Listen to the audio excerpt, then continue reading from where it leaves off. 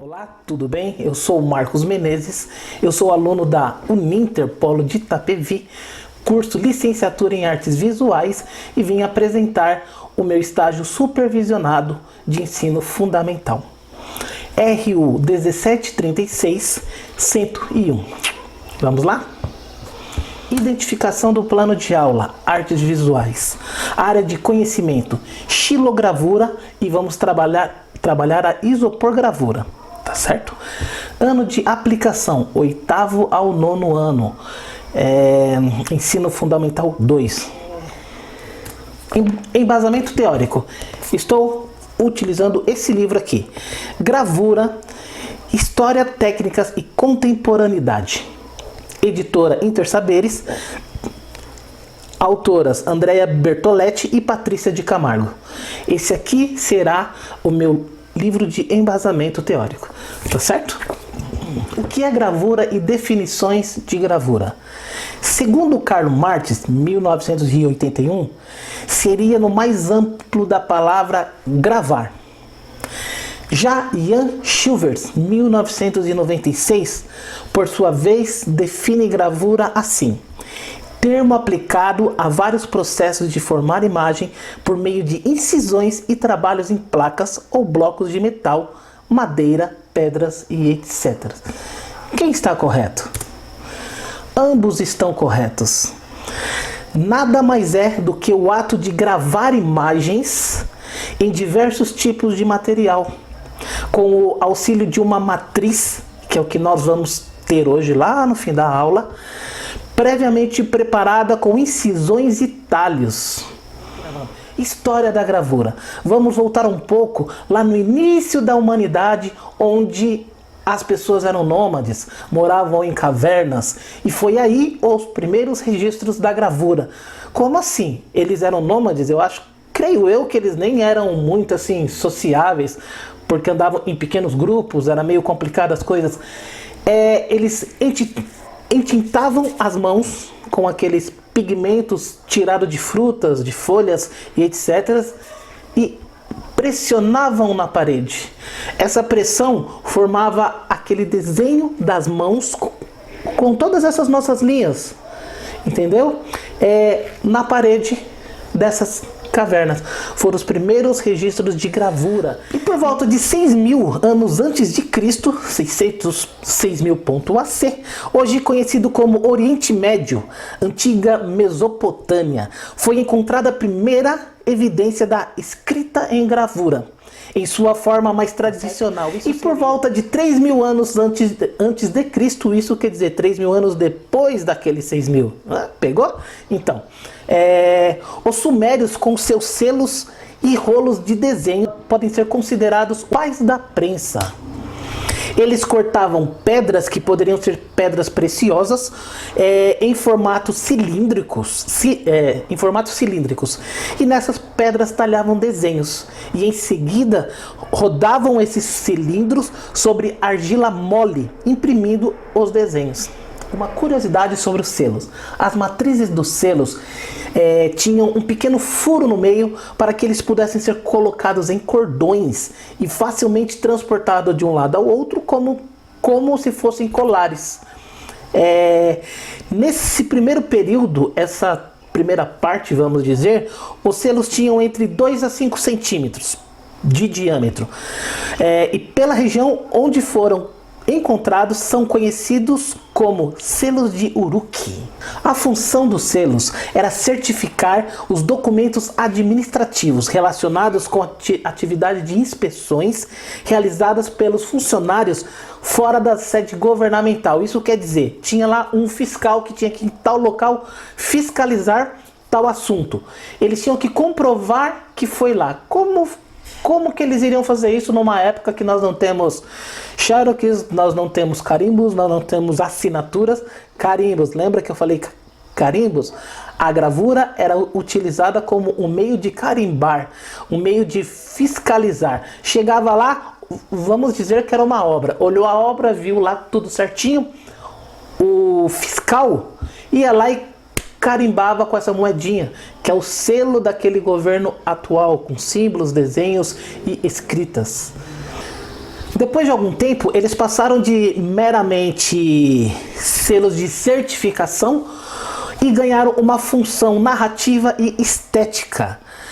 Quando vários temas tomaram conta desses frisos, como cenas mitológicas e da vida cotidiana. Isso quer dizer que eles deixaram de ser só certificados do governo, exemplo, eu vou lá fiscalizar uma obra e eu dou uma carimbada lá com a minha moeda.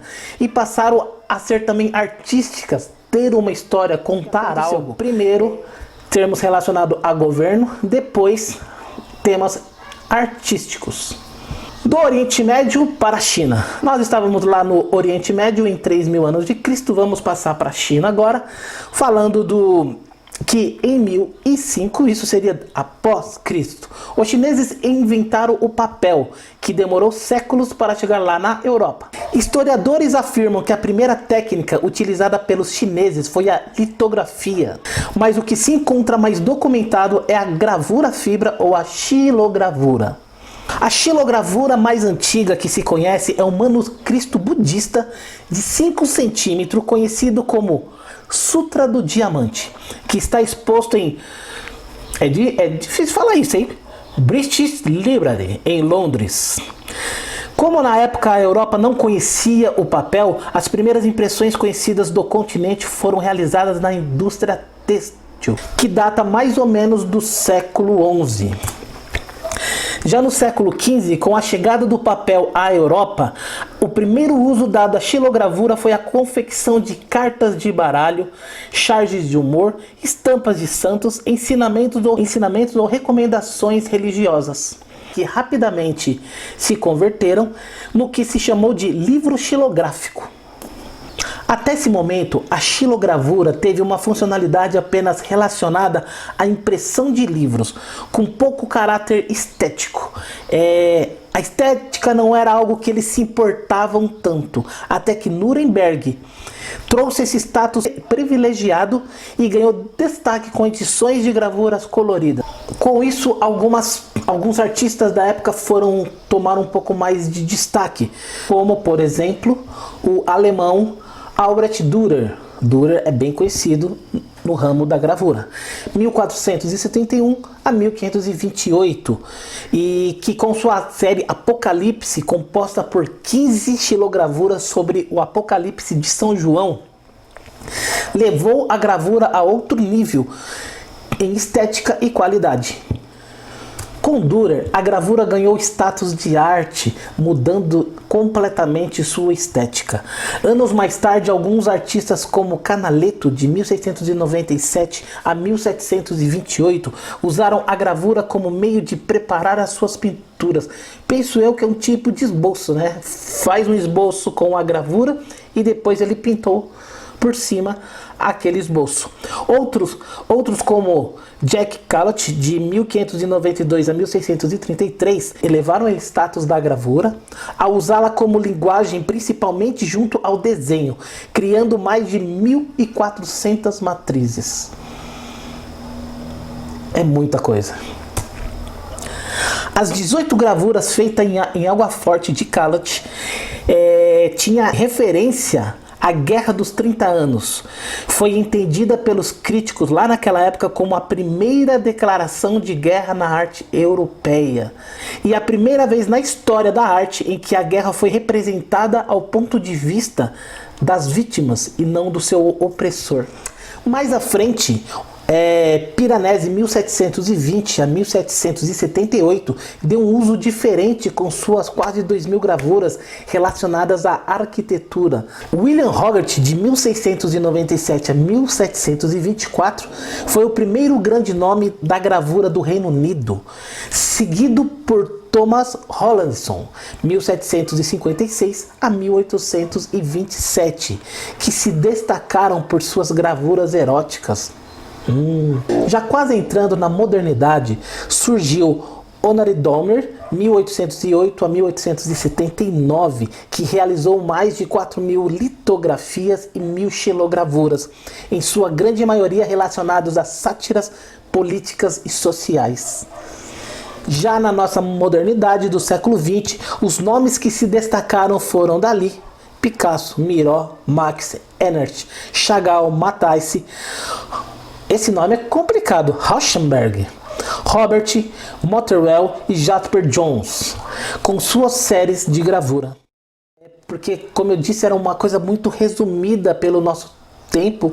Falei mesmo só da onde surgiu os primeiros registros, os primeiros passos, e finalizei com os nomes mais importantes desse meio, tá bom? Mas isso aqui é algo muito extenso, seria trabalho aí para muitos dias, tá? Mas vamos terminar aqui agora a parte histórica, falando um pouco só sobre o conceito e a nomenclatura da xilogravura. A palavra xilogravura é o derivado do grego xilon, igual a madeira, mais graphen, que é escrever. O termo etimologicamente vem do alemão graben, que incute a ideia de escavar, entalhar. O processo da xilogravura. A xilogravura significa gravar em madeira, mas não quer dizer que nós utilizamos como matriz só a madeira. Isso foi lá no começo. É uma técnica antiga de origem chinesa em que o artesão utiliza um pedaço de madeira para entalhar um desenho, deixando em relevo a parte que pretende reproduzir. Em seguida, utiliza-se para pintar a parte em relevo do desenho, e na parte final é utilizado um tipo de prensa para exercer pressão e revelar a imagem no papel ou em outro suporte. O que eu vou fazer? Eu vou entalhar o desenho que eu quero, depois eu vou passar uma tinta, e depois eu vou exercer pressão sobre qualquer tipo de suporte que eu queira fazer essa impressão. E é isso que nós vamos fazer em sala de aula. Vamos agora falar um pouco da xilogravura em sala de aula.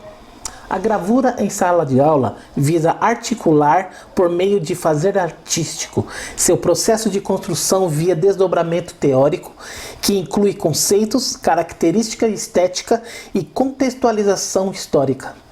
É essencial, portanto, que projetos de gravura no âmbito escolar mantenham relações entre o fazer artístico, a leitura da imagem e a contextualização histórica, social e estética. Partindo dessa parte, vamos poder dizer que a proposta triangular de Ana Mãe Barbosa, que seria a contextualização histórica, que é saber tudo sobre a gravura, vamos saber da onde surgiu, da onde não surgiu, quem foi que começou, quem foi que não começou. Depois uma parte da leitura da imagem, é onde nós vamos ver as obras, vamos conhecer, apreciar e tomar as nossas próprias conclusões sobre. E ao final, o fazer artístico, que seria: aluno, agora é a sua vez, entendeu? E nós seremos mediadores desse momento que é do aluno, propriamente dito. Está bem? A partir de agora já vamos falar sobre o que nós vamos fazer, que é a nossa arte. Vamos falar da isoporgravura, tá bom? Nesse fazer artístico, iremos utilizar a técnica de isoporgravura, em que a matriz é construída com bandejas de isopor. Com a ponta de uma caneta ou lápis, fazer desenhos sobre essa superfície de isopor. Depois é só entintar essa matriz e vamos pressioná-la sobre uma folha em branco. Tem que ser folha em branco? Não, pode ser folha colorida, pode ser cartolina, pode ser qualquer tipo de material que o aluno desejar. Está certo? O que nós vamos precisar para essa aula? Vamos precisar de bandeja branca. Sabe essas bandejinhas de mercado onde acompanham frutas e frios? É esse tipo de bandeja que nós vamos usar. Caneta ou lápis, tinta guache, rolo ou espuma, papel para impressão, no caso sulfite, tá certo? Então agora, mãos à obra. Então, mãos à obra. Depois da gente falar um pouco sobre o contexto xilogravura e isoporgravura, vamos para a nossa parte prática, utilizando a técnica de isoporgravura. Vamos precisar, como já foi dito, rolinho, tesoura, caneta. Eu trouxe também um pequeno pincel com uma pontinha fina aqui na ponta. E isopor. Essa chapinha de isopor foi dessas chapinhas de mercado, tá bom? Onde vem frutas e vem frios. E tinta guache de vários tipos de cores, tá bom? Desenho para matriz também pode ser feito à mão, como pode ser feito impresso. Aí a gente coloca por cima e vai forçando o desenho, tá bom? Vamos fazer esse anjo aqui agora. Deixando claro que mesmo sendo arte, não pode se haver bagunça, então manter sempre o seu local de trabalho limpo e organizado, tá bom? Jogamos a parte lisa para cima, porque a parte de trás sempre tem uma marca, um logotipo, né? E não é o que a gente precisa. Então, nós vamos usar a parte lisa. Joga a matriz por cima, marcando certinho, e vamos forçar aonde é o desenho em cima dessa matriz.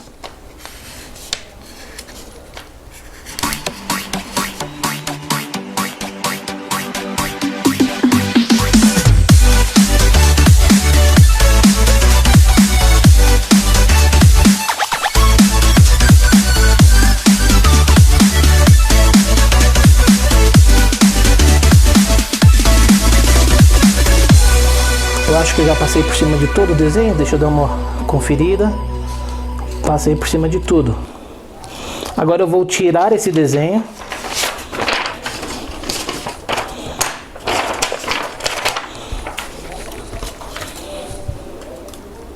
Olha, os pequenos relevos que já formam a imagem que nós queremos. Tá certo? Mas ainda não é o suficiente, então nós vamos aprofundar esses vincos com a pontinha ou da caneta ou de um lápis, de um pedaço de madeira, uma chave de fenda, uma chave, desde que tenha ponta fina. Eu vou aprofundar esses vincos,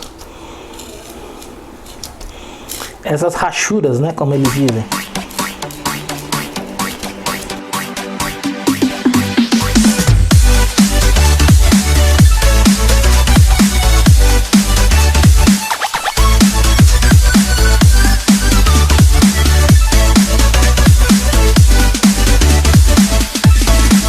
Agora vamos para a parte mais divertida aqui da história, que é a gravura em si. Não jogue a tinta diretamente em cima da matriz, nesse caso, tá bom? Que é de isopor gravura. Jogue em um pedacinho de papel ao lado com tinta guache. Vamos usar o preto, eu gosto bastante do preto, tá bom? Separe ela um pouquinho ali.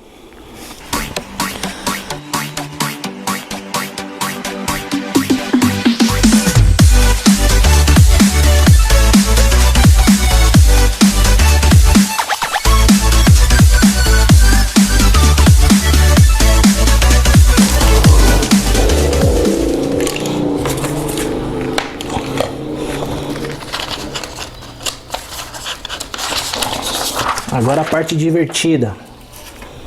Vamos catar uma folha e vamos fazer a nossa gravação, a nossa gravura. Joga a sua matriz com o desenho pronto, com a face para baixo, com a tinta. Pressione com um pouco de força. Uns 5 segundos eu acho está bom, ou 10. E depois você tira para ver o resultado.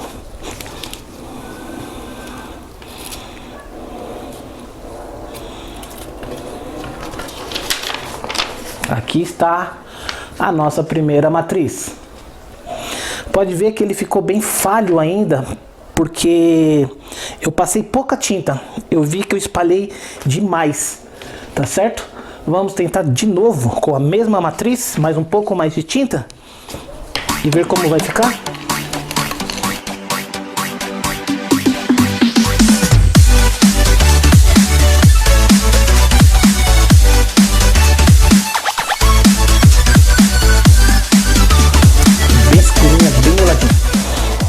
Mais uma vez, jogou em cima, pressionou com bastante força, não muita força, mas um pouco de pressão, porque os vincos têm que ficar bem à mostra. E o bacana é que com uma matriz a gente pode testar, faz uma cópia, faz 2 cópias, faz 3 cópias e aí por diante. Vamos ver? Ah, agora saiu com o nosso resultado pretendido. Está aqui, ó. Nossa primeira gravura em isopor gravura. E isso aqui, nós podemos fazer vários outros tipos de desenho. Aí o aluno pode fazer o que ele deseja, fazer as coisas conforme o seu meio de vivência, tá certo? Deixar mesmo o aluno desenvolver. Será que dá tempo de fazer mais um? Vamos fazer mais um? Não, desse aqui vamos fazer outro. Vamos fazer...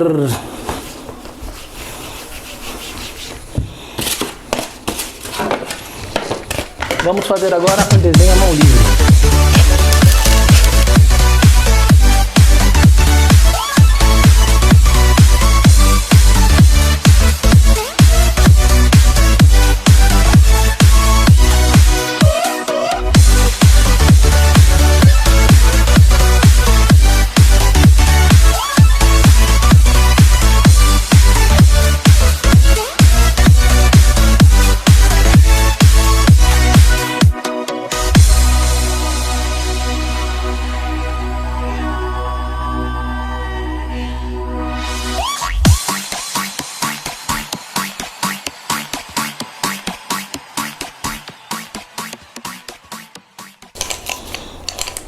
Agora tá bem, hein? Tá boa. E de novo, vamos pegar outra folhinha. Vamos afixar a nossa matriz.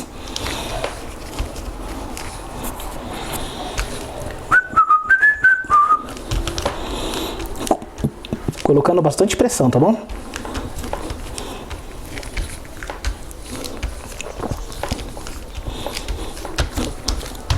Acho que essa vai ficar linda, hein? Vamos ver. Ah, melhor do que a outra já. Boa, muito boa. Olha aqui, nosso desenho. Opa, a nossa gravura em isopor gravura.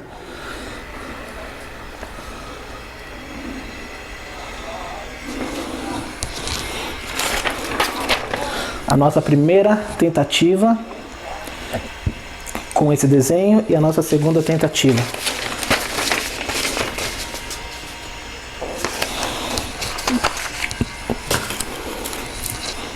As duas matrizes.